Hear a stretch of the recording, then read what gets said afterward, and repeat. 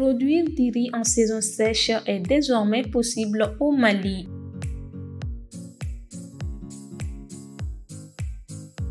Une technologie agricole mise au point par le chercheur Khalifa Traoré a permis à des agriculteurs des villages de Bamadougou et Zangarabougou dans le cercle de Sikasso de cultiver le riz de contre-saison.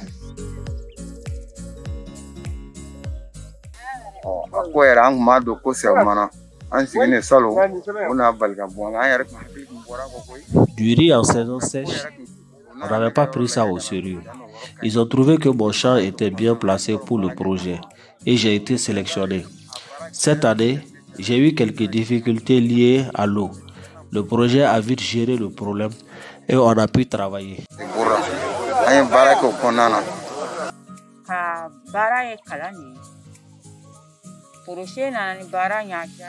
Toute nouvelle technologie mérite d'être maîtrisée. Nous sommes contents d'avoir reçu ce projet parce que nous n'avions jamais vu auparavant du riz en saison sèche.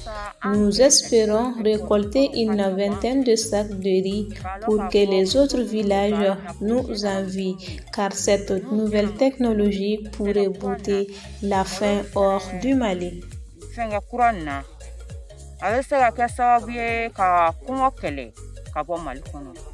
Appelée Shallow Tube Well en anglais, la technologie de forage peu profond pour la production de riz permet de produire de l'eau avec peu de moyens. La technologie sur laquelle je vais vous entretenir ce matin s'appelle Shallow Tube Well en anglais, donc la traduction française peut être forage peu profond. C'est d'abord un forage qu'on peut rendre opérationnel que dans des situations de bas-fond, des situations de bas-fond comme on l'a ici, ou de plaines inondables ou de plaines inondables.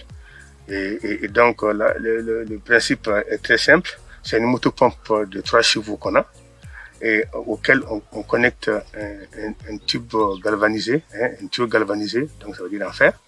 Et le tuyau galvanisé étant connecté au tuyau de refoulement de la motopompe tire de l'eau et cette eau-là envoie une pression dans le tube galvanisé et cette pression qu'on entretient de haut à bas qui permet de creuser un trou de 6 cm de diamètre et cela ça peut atteindre jusqu'à 7, 8, 9, 12 mètres de profondeur. Le principe est simple. La pression fait que non seulement le tuyau creuse et les excavations, c'est-à-dire tout ce qui est gravier, sable et autres particules qui ont été creusées sont rejetées au dehors par la pression de la motopompe. Donc c'est un système qui fonctionne comme ça. Et quand vous finissez la longueur d'un tuyau qui fait 6 mètres, vous l'enlevez, vous le connectez, vous mettez un connecteur et vous remettez, vous continuez à creuser jusqu'à ce que vous soyez carrément dans la nappe. Quand vous êtes plein dans la nappe, on enlève les tuyaux galvanisés et maintenant on les remplace par des tuyaux PVC. Et on prend le soin que le premier tuyau qu'on va mettre dans ce petit puits-là, il soit perforé sur les 4 côtés. Ça, c'est pour permettre que la nappe puisse alimenter les tuyaux de tous les côtés. Donc, une fois que ce tuyau est enfoncé dans le sol, l'eau y pénètre et donc la motopompe qui est connectée tire cette eau et la refoule dans les champs de riz.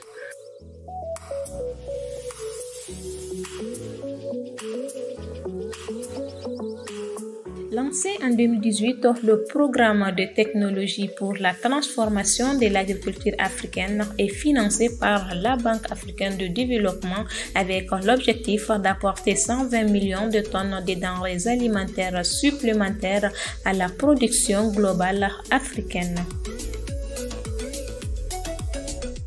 Cette technologie, elle est en train d'être véhiculée grâce au financement de la Banque africaine de développement, donc la BAD, qui a financé ce projet-là, et c'est IMI qui a la responsabilité, IMI c'est International Water Management Institute, qui a la responsabilité justement de la mise à échelle de cette technologie-là, qui met à disposition des différentes cultures les eaux souterraines. Des chercheurs, mais aussi des paysans ont fait le déplacement à Bamadougou et Zangarabougou pour s'enquérir de la nouvelle technologie de forage peu profond.